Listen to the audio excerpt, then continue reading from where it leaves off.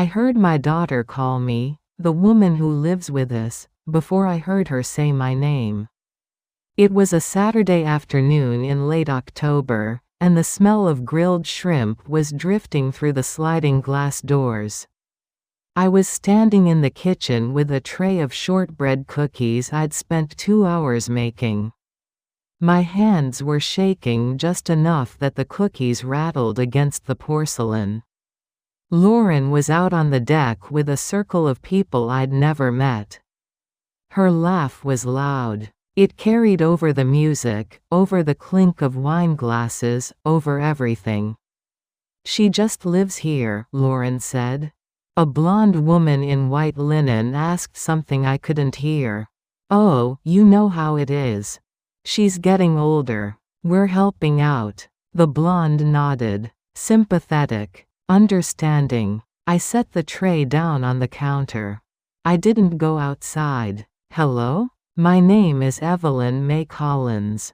I'm 68 years old, and I lived in Larkspur, California. That's Marin County, just north of San Francisco, where the fog rolls in at 4 in the afternoon and the eucalyptus trees smell like cold medicine. I'm telling you this story because I need someone to know what happened. Not for pity, not for advice, just to know. I taught myself to bake when I was 12. My mother worked 2 shifts at the cannery, and my father had died the year before in a logging accident up near Arcata. There were 3 of us kids, and I was the oldest. I learned that if I put something warm in front of my little brothers when they came home from school, they'd stop crying. Oatmeal cookies, cornbread, biscuits when we had lard. Small things that said someone is here. Someone is paying attention. I met Paul Collins in 1976 at the Marin County Library.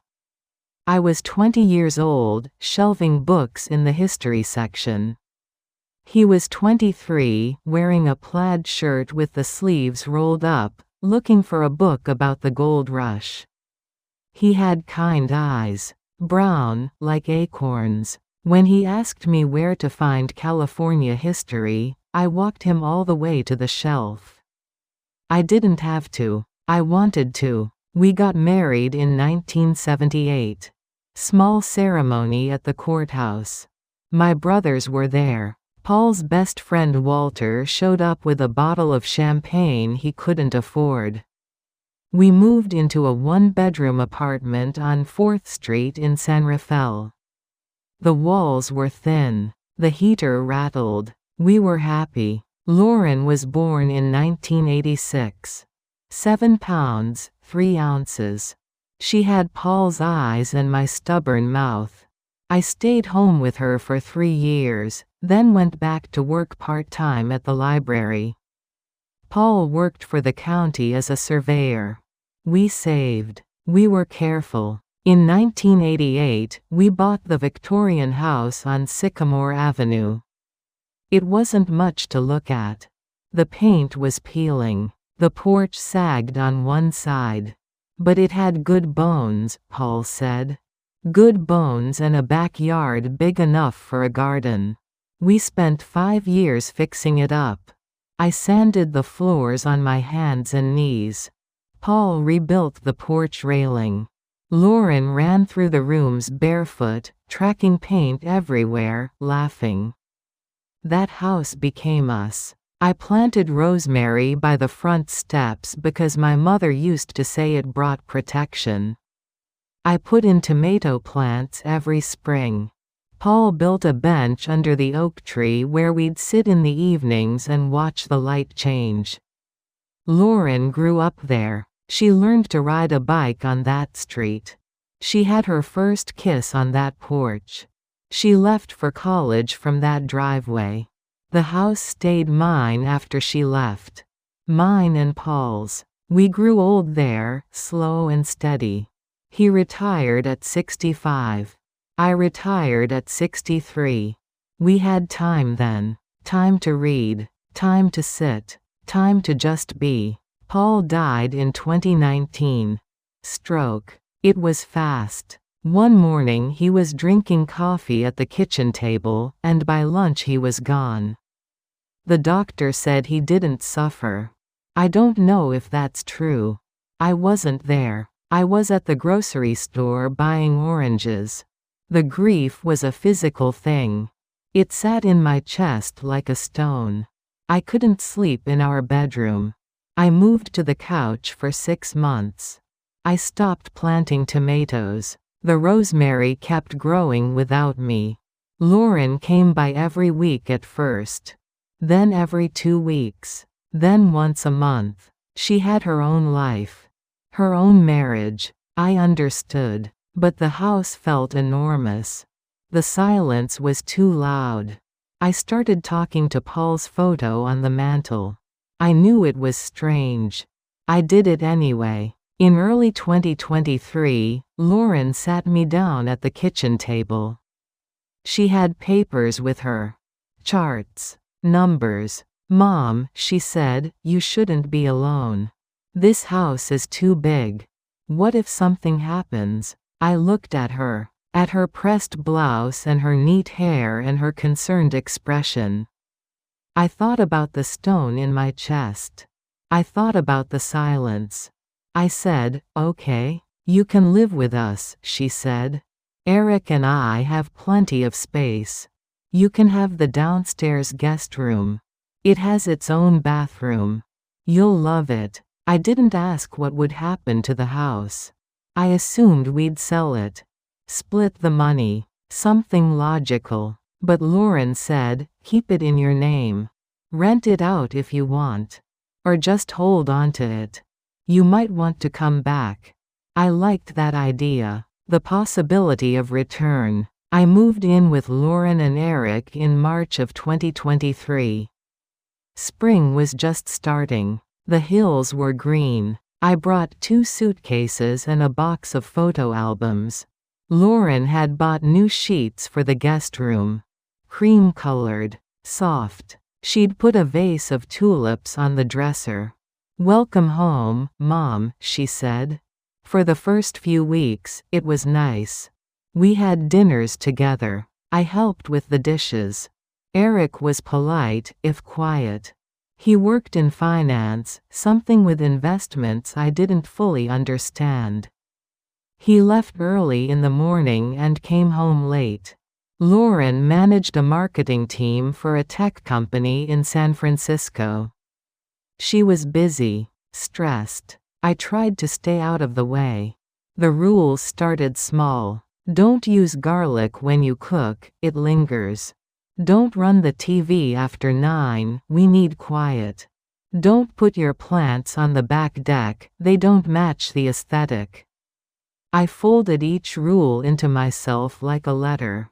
I didn't argue. I wanted to be easy. I wanted to be wanted. But something shifted. I can't pinpoint when. Maybe it was gradual. Maybe I just didn't notice. Lauren started talking to me less.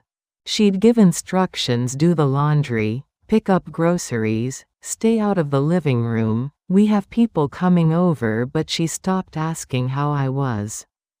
Eric stopped making eye contact. I became furniture. That's what it felt like. I was there, but not there.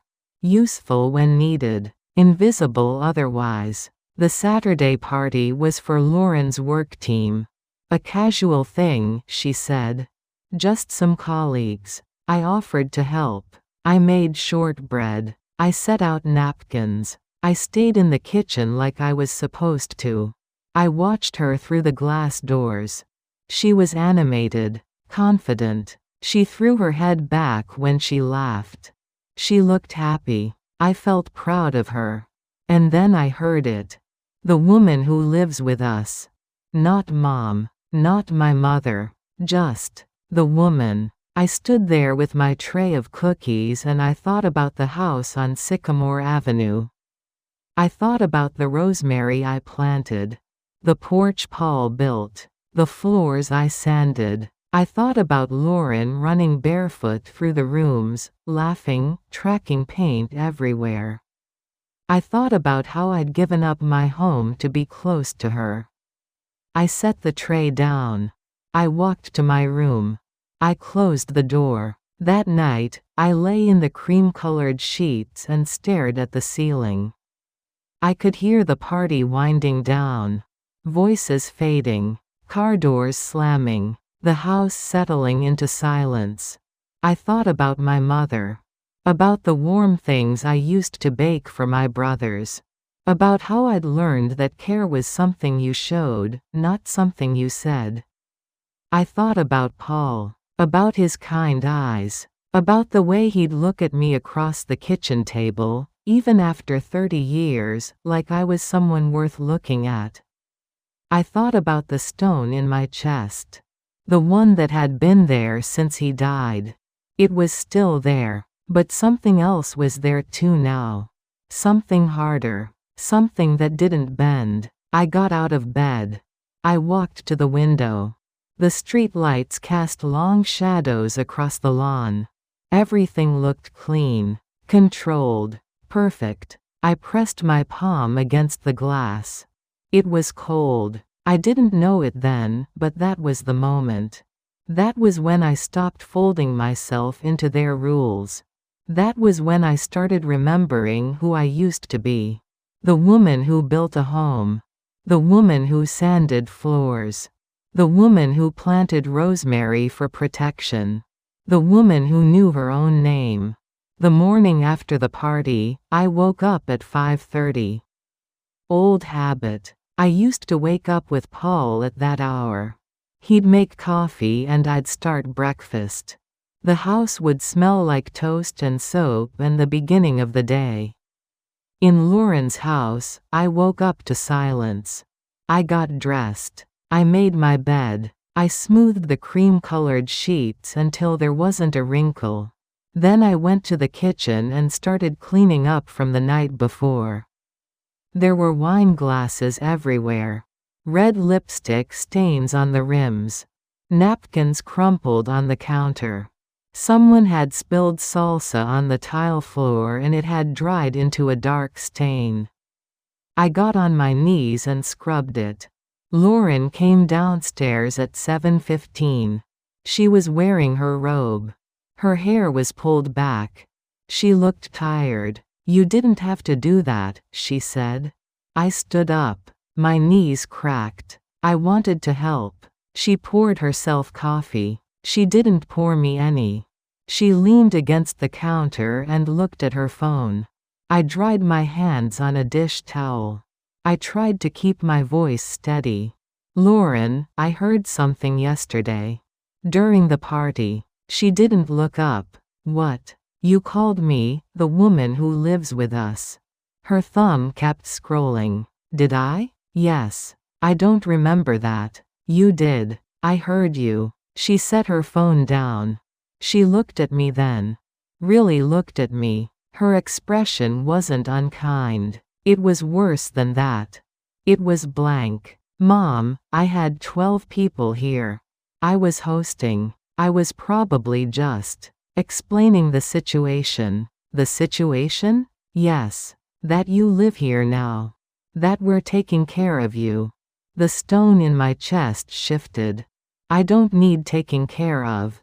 You're almost 70. 68. Same thing." She picked up her phone again. "Look, I'm sorry if your feelings were hurt. But you're being sensitive." I wanted to say more. I wanted to tell her about the way her words had landed. About the looks on those strangers' faces. About how small I'd felt standing in that kitchen with my tray of cookies nobody ate. But I didn't. I just nodded. I went back to my room. I sat on the bed and thought about the house on Sycamore Avenue.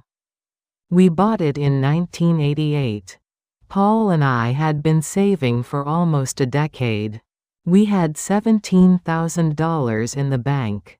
The house cost $95,000. We took out a mortgage that terrified us.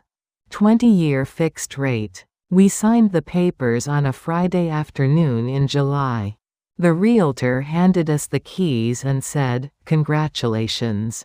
Paul held my hand in the parking lot. His palm was sweating. So was mine. The house was a mess. Victorian bones, yes, but everything else was falling apart. The previous owner had been an elderly man who'd lived there alone for 30 years.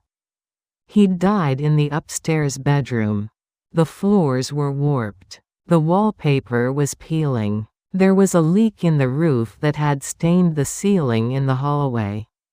Lauren was 2 years old. She walked through the empty rooms and her footsteps echoed. She asked if it was haunted. Paul said no. I said maybe, but only by friendly ghosts. We spent 5 years fixing it up. Paul stripped the old paint from the banisters. I tore down the wallpaper and replastered the walls. We hired a contractor to fix the roof. We did everything else ourselves. Lauren helped. She held the nails while Paul hammered. She painted the fence posts. She picked out the color for her bedroom. Pale yellow, like sunlight. We didn't have much money, but we had time.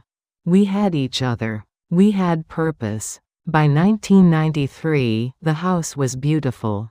People would stop on the sidewalk to look at it. The porch no longer sagged.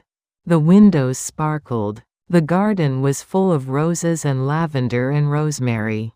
I planted the rosemary myself. My mother always said it brought protection. I wanted Lauren to be safe. I wanted all of us to be safe. Paul died on a Tuesday in March. He was 72. I was 66. We'd been married for 41 years. I found him in the backyard. He'd been pruning the rose bushes. The shears were still in his hand. His face was peaceful. The doctor said it was a massive stroke. Instant. No pain. I didn't believe him about the no pain part. How could he know? The funeral was small. Walter came. Some people from Paul's old job. Lauren and Eric. A few neighbors. We buried him at Mount Tamalpais Cemetery. I picked a spot under an oak tree. Paul liked oak trees. He said they were honest. They didn't pretend to be anything they weren't. After the funeral, everyone left. Lauren went back to her life. Walter called once a week for a month, then once a month, then not at all. I didn't blame him. Grief is hard to be around. I stayed in the house. I kept the rooms clean. I kept the garden alive. But the silence was enormous. At night, I'd hear the house settling and think it was Paul's footsteps. I'd turn around and he wouldn't be there. I started talking to his photo. The one on the mantel. The one from our wedding day. I'd tell him about my day. About the weather. About the show I watched on TV. I knew it was strange. I did it anyway. Months became a year became 2. The stone in my chest never left. Lauren started visiting more often. She'd sit at the kitchen table and ask careful questions. Are you eating enough? Are you sleeping? Have you thought about selling the house? I hadn't. The house was all I had left of Paul. Of our life together. Of Lauren's childhood. Of everything that mattered. But Lauren was persistent. She brought papers. Articles about elderly people living alone. Statistics about falls and accidents and isolation. She meant well. I know she did. In February of 2023, she sat me down. Really sat me down. She had a folder with her. Inside were spreadsheets and printed emails and highlighted numbers. Mom, we've been talking. Eric and I, we want you to move in with us.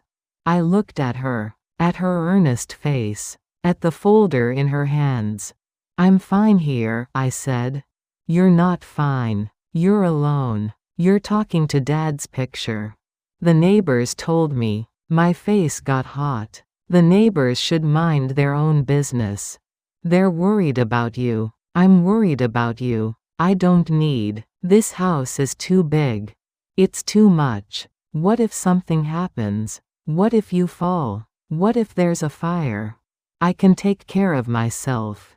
Can you? She pushed the folder toward me.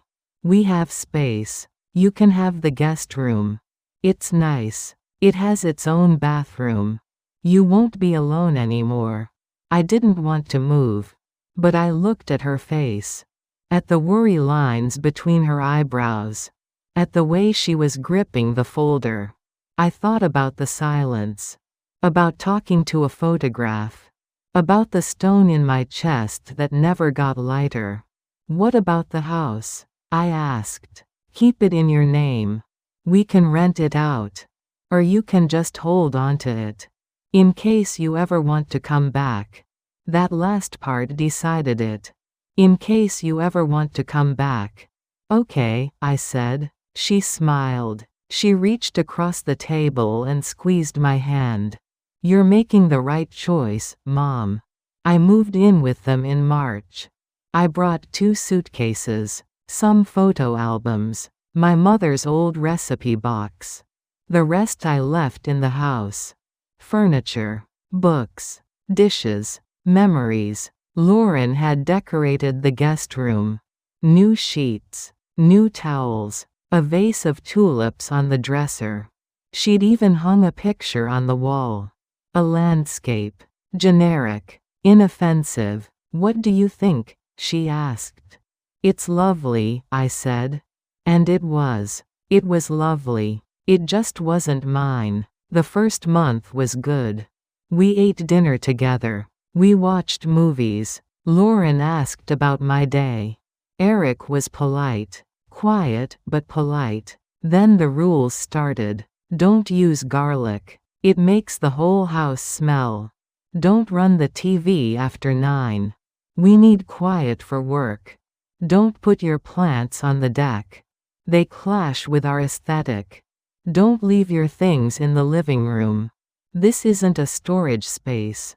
I followed every rule. I made myself smaller, quieter, more convenient. But it was never enough. One evening in late September, I was washing dishes. The kitchen door was open.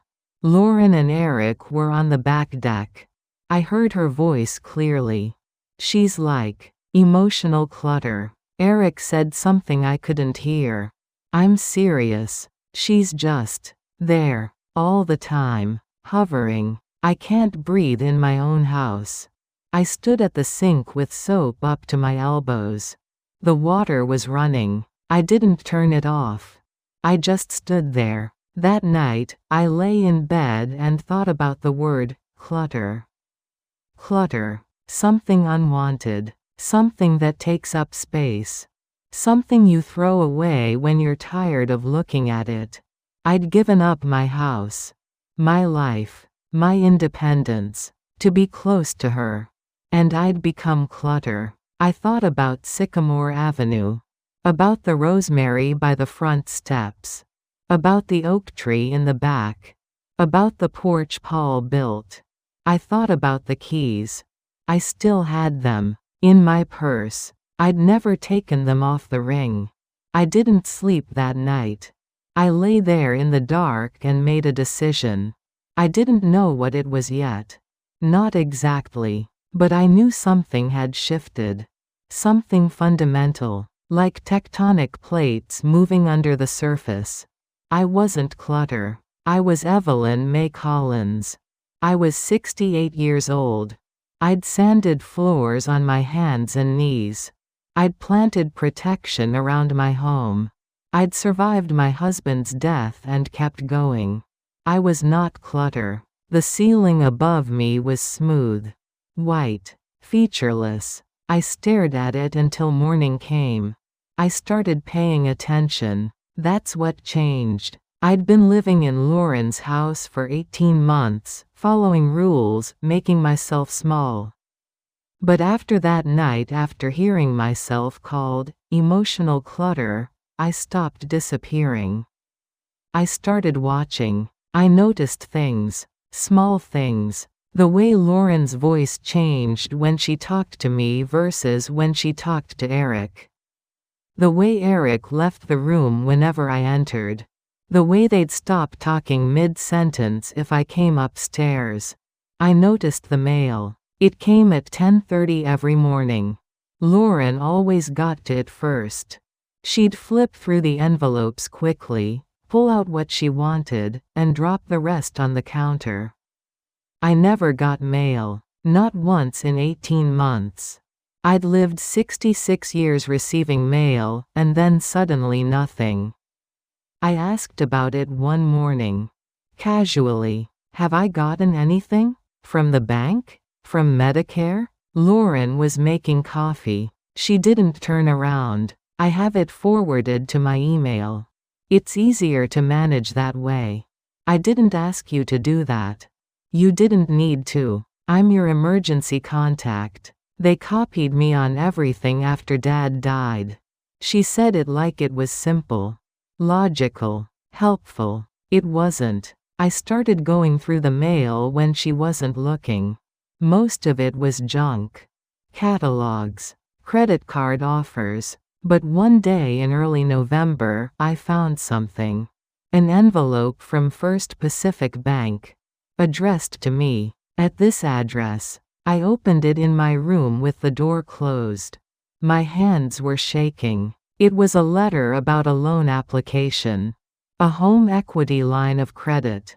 For the property at 847 Sycamore Avenue, Larkspur. The house Paul and I bought. My house. The letter said, "Thank you for your interest in applying for HELOC. We have received your application and supporting documents. However, we need to verify some information before proceeding. Please contact us at your earliest convenience." I read it 3 times. I hadn't applied for anything. I hadn't even thought about the house in months. I'd been trying not to think about it. It hurt too much. I folded the letter and put it in my purse.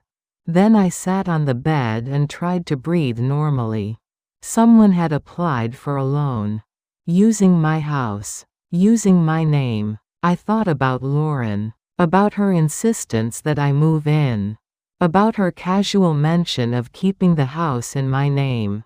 About the way she'd said, "You can always come back." I thought about Eric's work in finance. About the spreadsheets Lauren had brought that day. About the folder full of numbers and highlighted words. I thought about the mail I never got anymore. That evening, I waited until Lauren came home from work. She was in the kitchen, chopping vegetables.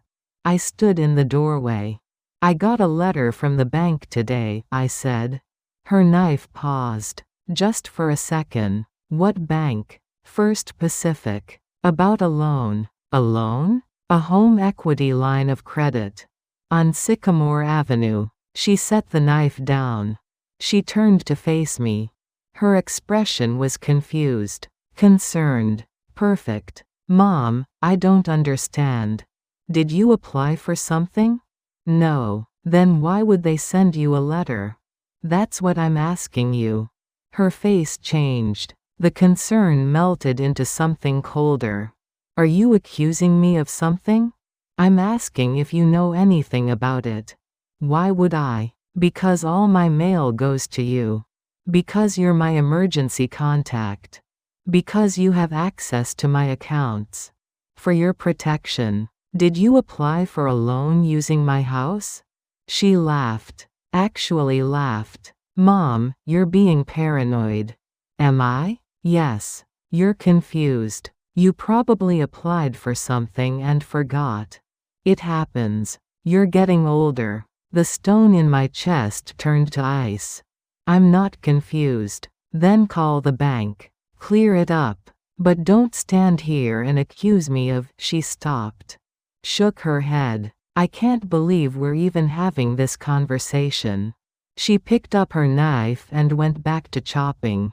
Hard. Angry. The vegetables jumped on the cutting board. I stood there for a moment. Then I went back to my room. I called the bank the next morning. I used my cell phone. I sat in my car in a grocery store parking lot because I didn't want anyone to hear. The woman who answered was young. Cheerful. First Pacific Bank, this is Melissa, how can I help you? I received a letter about a loan application. I didn't apply for anything. I need to know what's going on. Of course. Let me pull up your account. Can I have your name and address? I gave her both. There was typing. Then silence. Then more typing. Okay, Mrs. Collins. I see the application here. It was submitted online on October 15th. For a home equity line of credit in the amount of $250,000. My mouth went dry. I didn't submit that. I see. Well, the application was filed under your name and social security number. It included copies of your driver's license and property deed. I didn't send those. More typing. The documents were uploaded digitally. And there's a note here that says, "Let me see that you're experiencing early signs of cognitive decline and your daughter is helping manage your affairs." I closed my eyes. My daughter. Yes. Lauren Collins Hart. She's listed as your power of attorney. I never gave her power of attorney. Melissa's voice changed. Got quieter. More careful. Mrs. Collins, do you need me to flag this account?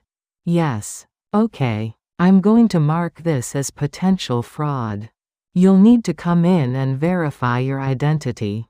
Can you do that? Yes. And Mrs. Collins? You should probably contact an attorney. I thanked her. I hung up. I sat in my car and watched people walk in and out of the grocery store. A woman with 2 small children. An elderly man with a cane. A teenager carrying a case of beer. Normal people. Living normal lives. My daughter had tried to steal my house. Not tried. Was trying. Present tense. Active. She'd forged documents. Lied to a bank. Told them I was losing my mind. And she'd been working on this for weeks. Maybe months. While I folded myself smaller. While I followed her rules. While I tried to be convenient. I drove back to the house. Lauren's car wasn't there. Eric's wasn't either. The house was empty. I went to my room and pulled out the letter again. I read it over and over until the words stopped making sense. Then I went to the closet and found the box I'd brought from Sycamore Avenue. The one with the photo albums. The one with my marriage certificate and Paul's death certificate and the deed to the house. Everything was there, except it wasn't. The deed was a copy. A photocopy, not the original. I looked through the rest of the box. My driver's license had been photocopied too. So had my social security card. There were faint marks on the glass of the frames. Smudges. Someone had opened them, copied the documents, put them back. I sat on the floor of the closet with the box in my lap. Lauren had been planning this. Carefully, methodically. She'd waited until I was settled. Until I felt safe. Until I trusted her. And then she'd started taking pieces. My mail. My documents. My dignity. My house. I thought about the party. About her calling me, the woman who lives with us. About how she'd looked at me in the kitchen when I confronted her. That blank expression. That perfectly practiced confusion. I thought about Eric. About how he never looked at me. Never spoke to me unless he had to. He knew. He had to know. I thought about the words, emotional clutter. I wasn't clutter. I was an obstacle. Something in the way of what they wanted. And what they wanted was my house. The house Paul and I bought. The house we poured our lives into. The house that was mine. I stood up. My knees hurt. My back hurt. Everything hurt. But I wasn't confused. I wasn't losing my mind. I wasn't weak. I was angry. It was a strange feeling. I'd spent 18 months swallowing anger. Folding it up. Putting it away. But now it was out. Burning. Clean. I put the box back in the closet.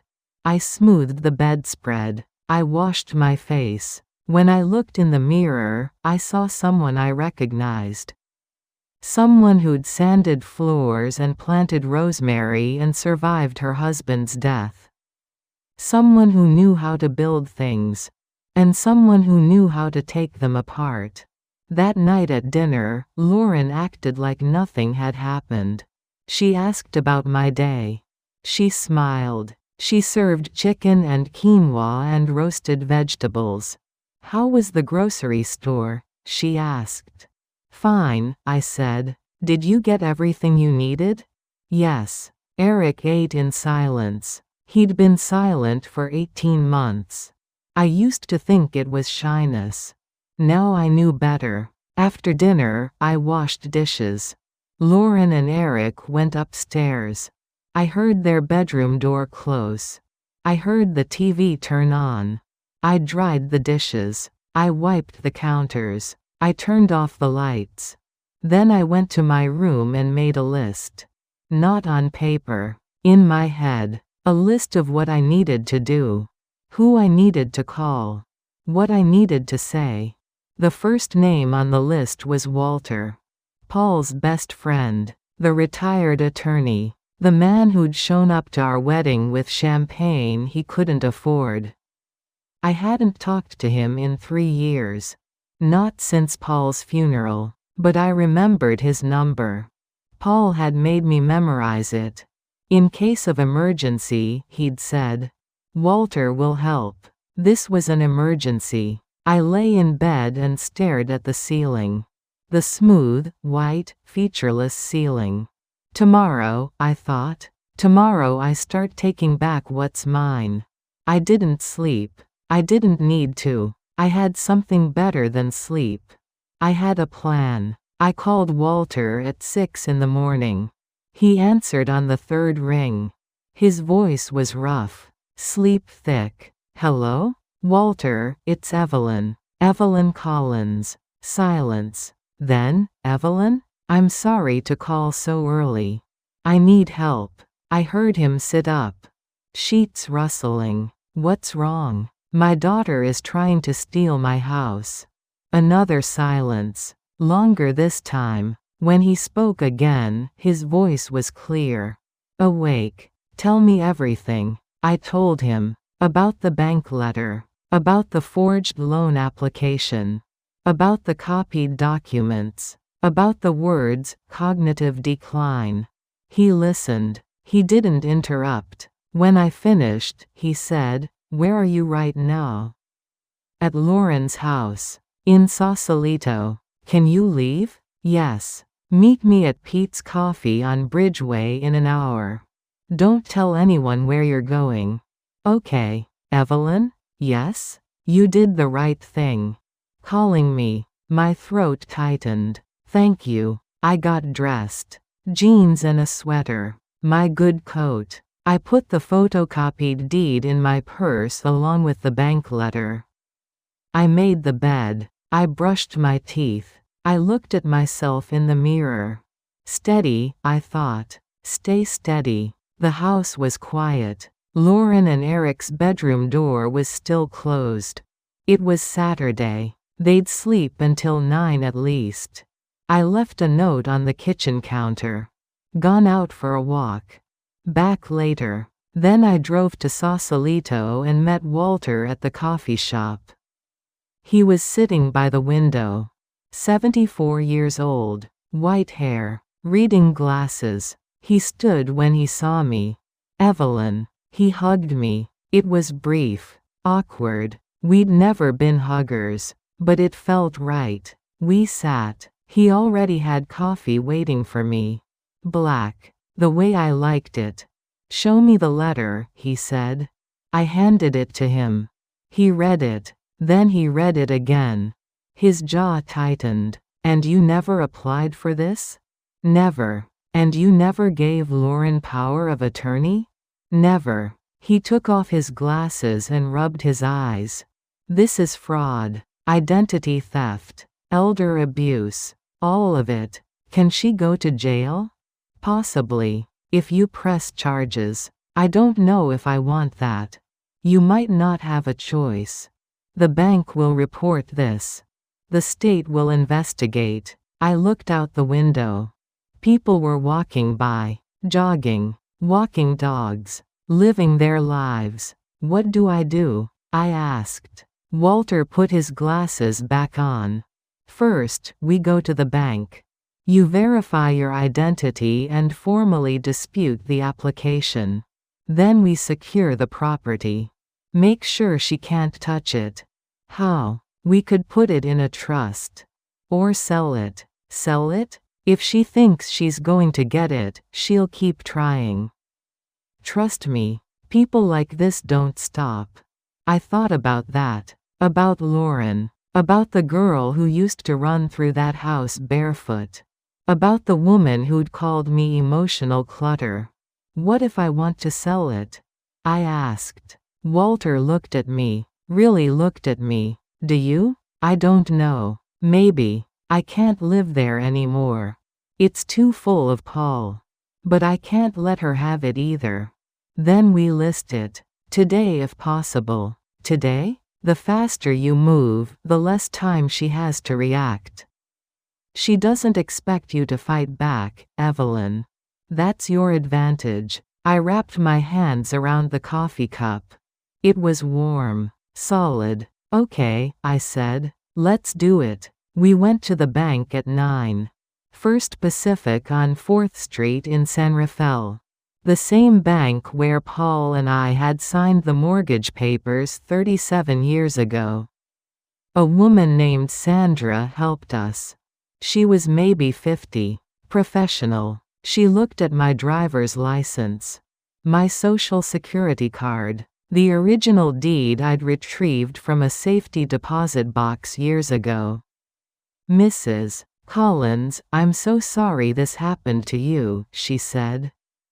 "Thank you. We take these matters very seriously. The application has been denied and flagged. We'll be reporting this to the authorities." "What about my account? Can my daughter access it?" Sandra typed something. Frowned. "It looks like she was added as a joint account holder in April of last year. Do you remember authorizing that?" My stomach dropped. "No. I'll need to verify that with our records. But if you didn't authorize it, we'll remove her immediately. Please." More typing. More forms. I signed my name so many times it stopped looking like my name. When we finished, Walter and I sat in his car in the parking lot. "She's been planning this for over a year," I said. "Yes. Since before Paul died. Maybe." I thought about all the visits. All the concerned questions. All the careful planning. The folder full of spreadsheets. "She wanted me to die," I said quietly. Walter turned to look at me. "What?" "She wanted me to die. Or at least, disappear. Be declared incompetent. She was building a case. Cognitive decline. Unable to manage affairs. Living with them because I couldn't take care of myself. Evelyn. And then she'd get the house. The bank accounts. Everything. She was just waiting." Walter's hand gripped the steering wheel. "That's speculation. Is it?" He didn't answer. We drove to a real estate office on Magnolia Avenue. A small place. Clean windows. A lavender-painted sign that said, "Bayside Realty."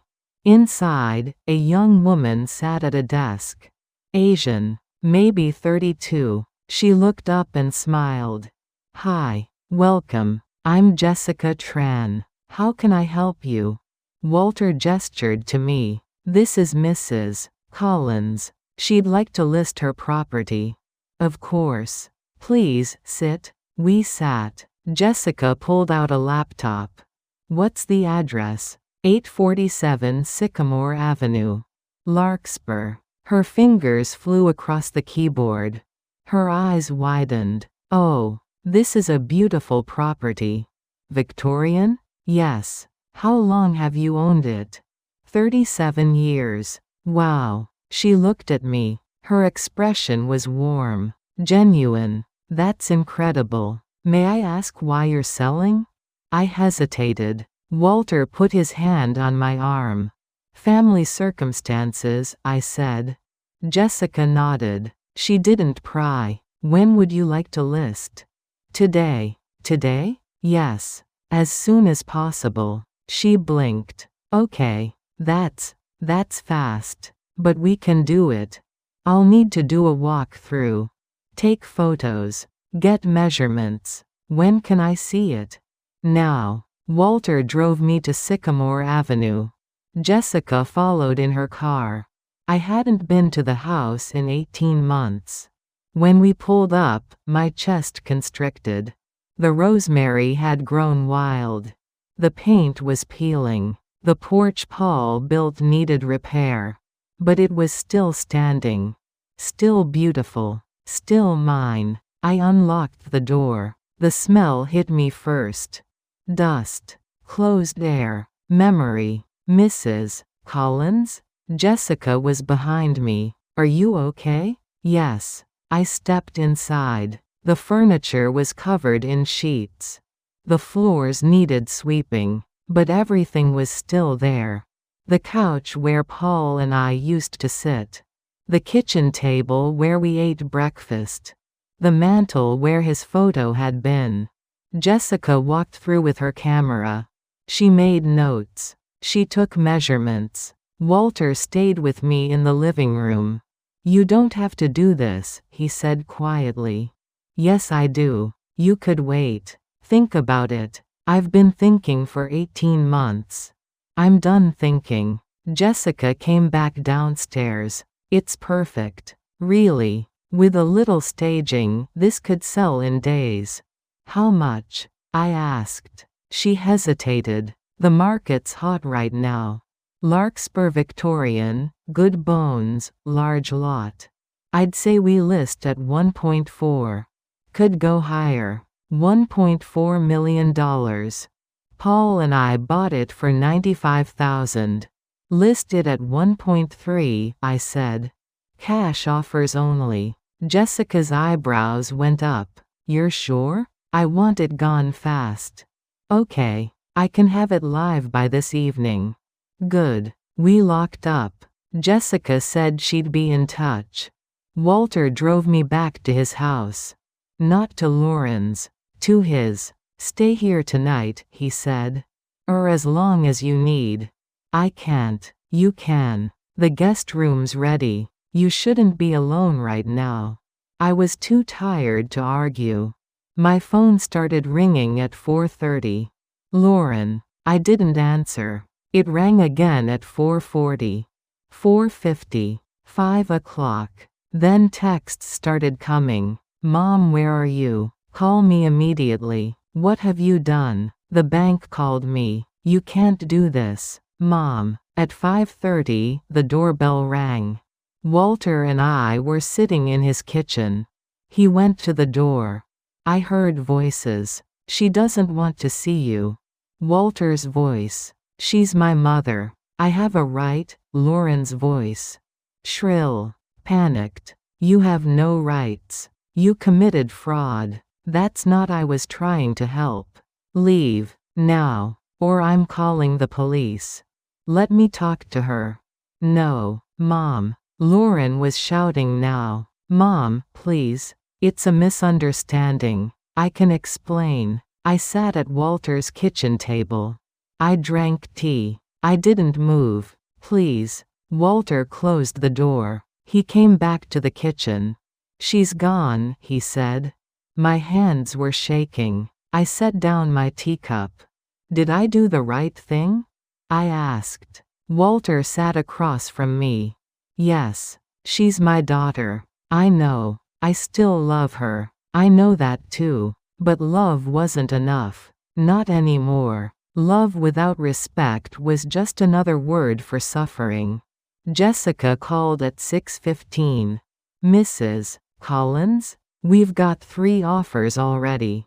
3? All cash. All above asking. One at 1.4. One at 1.5. One at 1.6. My breath caught. That fast? It's an incredible property. And Larkspur is hot. Do you want to review them?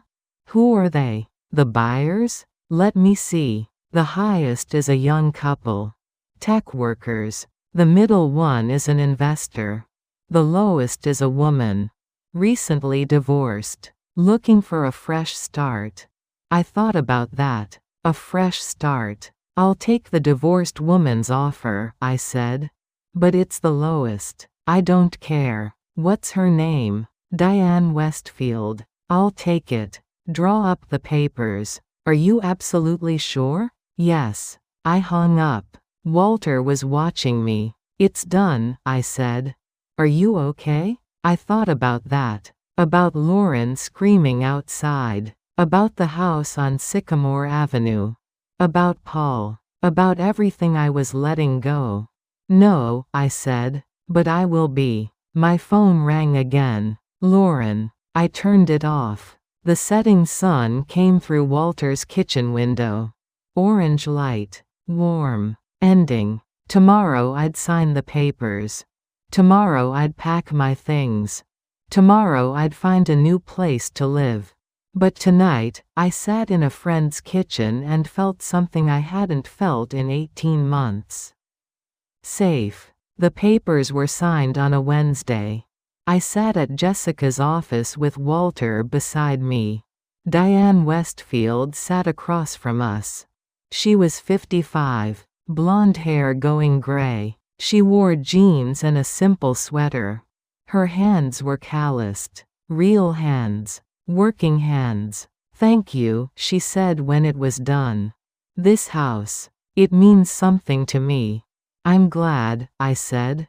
And I meant it. Jessica handed me the check. $1.4 million.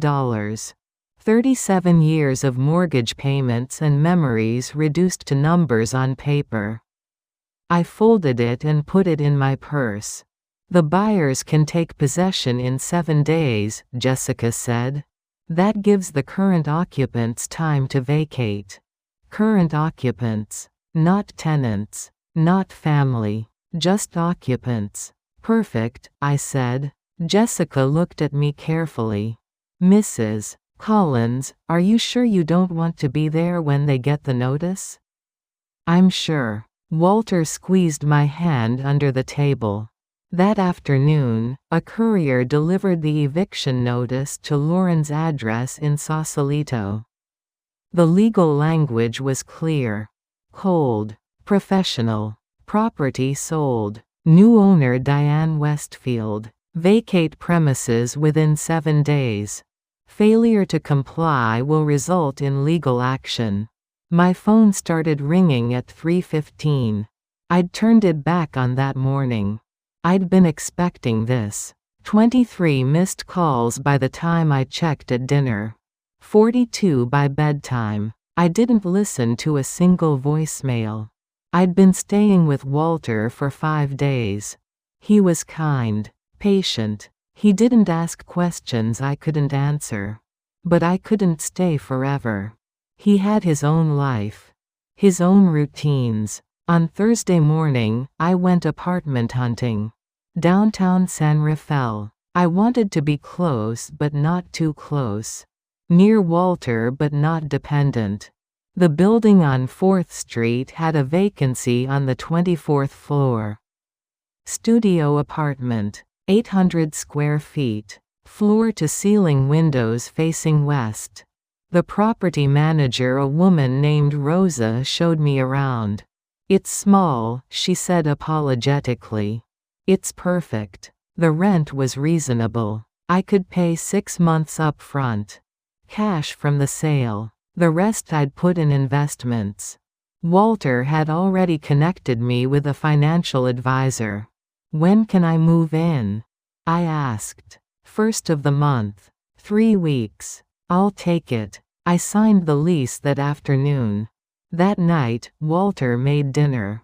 Pasta. Simple. We ate in comfortable silence. You're really doing this, he said finally. Yes. Paul would be proud. My throat tightened. Would he? He always said you were stronger than you knew. He was right. I thought about Paul. About the way he used to look at me across the kitchen table. About the house we built together. About everything I was leaving behind. I'm not strong, I said. I'm just tired of being small. Walter nodded. Sometimes they're the same thing. The 7 days passed slowly. I didn't go to Sycamore Avenue. I didn't want to see Lauren packing. Didn't want to see Eric carrying boxes. Didn't want to watch them dismantle what little had been there. Jessica called on day 6. They're out. Left yesterday morning. Took everything. Even the light bulbs. Okay. Diane takes possession tomorrow. She's thrilled. She's already hired contractors. Good. Mrs. Collins? For what it's worth, I think you did a brave thing. I didn't feel brave. I felt empty. But maybe empty was better than crushed. I moved into my new apartment on December 1st. 24th floor. The elevator ride made my ears pop. Rosa helped me carry boxes. I didn't have much. Clothes. Books. Photo albums. My mother's recipe box. The wedding picture of Paul and me. The rosemary plant I'd dug up from Sycamore Avenue before I left. I put the rosemary on the balcony. It faced west. Afternoon sun. City views. I could see the bay from here. The Golden Gate Bridge in the distance. Boats moving slow across the water. It wasn't home. Not yet. But it could be. I bought a small kitchen table. 2 chairs. A reading lamp. A comfortable chair for the corner by the window. I hung Paul's picture on the wall where I could see it from the table. We did okay, I told him. Didn't we? He smiled at me from 1978. Young. Happy. Alive. I started building routines. Coffee at 6. Breakfast by the window. A walk in the afternoon. Dinner at 7. Reading before bed. Simple. Quiet. Mine. Walter visited twice a week. We'd have lunch. Talk about books. About the news. About nothing important. Have you heard from her? He asked once. No. Do you want to? I thought about that. About Lauren. About the girl she'd been. About the woman she'd become. I don't know, I said honestly. 3 weeks after I moved in, the intercom buzzed. It was evening. Almost dark. I was making tea. I pressed the button. Rosa's voice crackled through. Mrs. Collins, you have a visitor. Who? She says she's your daughter. My hand froze on the counter. Mrs. Collins? I looked at the camera screen. Lauren stood in the lobby. She was thinner. Tired. She had 2 expensive suitcases beside her. Designer luggage. The kind that costs more than my first car. She was looking directly at the camera. I pressed the button. What do you want? Her voice came through tinny. Desperate. Mom, please. Just 5 minutes. Let me explain. There's nothing to explain. There is. You don't understand. I wasn't trying to. Steal my house? Forge documents? Have me declared incompetent? Silence. Mom. Please. I made mistakes. I know that. But I'm your daughter. You can't just cut me off. I looked at her on the screen. At her tired face. At her expensive luggage. "Where's Eric?" I asked. "He left. 2 weeks ago. Took half of everything and left. I'm sorry. I don't have anywhere to go." There it was. The real reason for the visit. Not apology. Not reconciliation. Need. "Lauren," I said quietly. "You told the bank I had cognitive decline. You tried to steal everything Paul and I built. You called me emotional clutter. I never." "You did. I heard you." Her face crumpled. "Real tears or performance, I couldn't tell anymore. I'm sorry. I was stressed. Work was terrible. Eric was pressuring me. The money was tight. I just thought that it was easier to take from me than to fix your own life. That's not fair, isn't it?" She was crying now. Makeup running. "Please, Mom. I'm begging you. One night. Just one night. I'll leave in the morning. I promise." I looked at her. At my daughter. At the girl I'd raised. At the woman I no longer recognized. "No," I said. "Mom, you can't steal from people and then ask them to save you, Lauren. That's not how love works. But I'm your daughter. And I'm your mother. But being your mother doesn't mean letting you destroy me." I moved to the balcony. The city lights were coming on. Thousands of them. Each one someone's window. Someone's life. I heard her voice through the intercom one more time. Faint. Broken. "I really am sorry." Maybe she was. Maybe she wasn't. It didn't matter anymore. I closed the balcony door and drew the curtain. The next morning, I woke at dawn. I made coffee. I sat by the window and watched the sun rise over the bay. Orange and pink and gold. A new day. The same sun that had risen over Sycamore Avenue. Over every house I'd ever lived in. Over every day of my life. Walter called at 8. "You okay?" "Yes." Jessica told me about Lauren showing up. "How did she?" "Small town. Word travels. I didn't let her in." "Good. Does that make me cruel?" Walter was quiet for a moment. "It makes you human. You can love someone and still protect yourself from them. Those things aren't mutually exclusive." After we hung up, I repotted the rosemary. It had grown since I'd transplanted it. New shoots. Green and strong. I trimmed the dead parts. Watered it. Set it back on the balcony where it could catch the afternoon sun. My mother always said rosemary was for protection. For remembrance. For keeping what matters close and what harms you away. I think she was right. I'm 78 now. 10 years have passed since that November. The apartment is still small. Still mine. I've added plants. Herbs on the balcony. A reading corner that catches morning light. Pictures of Paul. Of my brothers. Of Lauren as a child, before everything broke. Walter died 2 years ago. Peacefully. In his sleep. I miss him. Lauren sends cards sometimes. Christmas. My birthday. Brief notes. Thinking of you. Hope you're well. Never an apology. Never an explanation. Just presence. Reminders that she exists. I don't respond. Maybe that makes me cold. Maybe it makes me careful. I'm not sure it matters which. I've learned something in these 10 years. Silence isn't always weakness. Sometimes it's the strongest thing you have. It's the space where you stop explaining yourself to people who've already decided not to understand. I used to think love meant accommodation. Bending. Making room even when there was no room left. But Paul used to say that good fences make good neighbors. Boundaries aren't walls. They're just lines that say this is where I end and you begin. I should have drawn those lines sooner. Thicker. darker. But I drew them eventually. And that counts for something.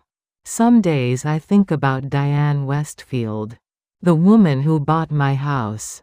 Jessica told me she renovated it, painted it blue, planted new gardens, made it her own. I'm glad. Houses should be lived in, loved, changed by the people who inhabit them.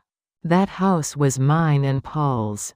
It couldn't be Lauren's. It couldn't be mine anymore either. Sometimes letting go is the only way to keep what matters. What matters is this: I'm still here. I wake up every morning.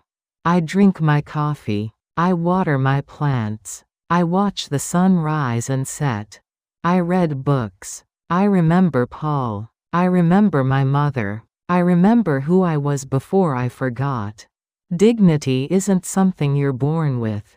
It's something you choose. Every day. Every moment. Sometimes choosing it means walking away from people you love.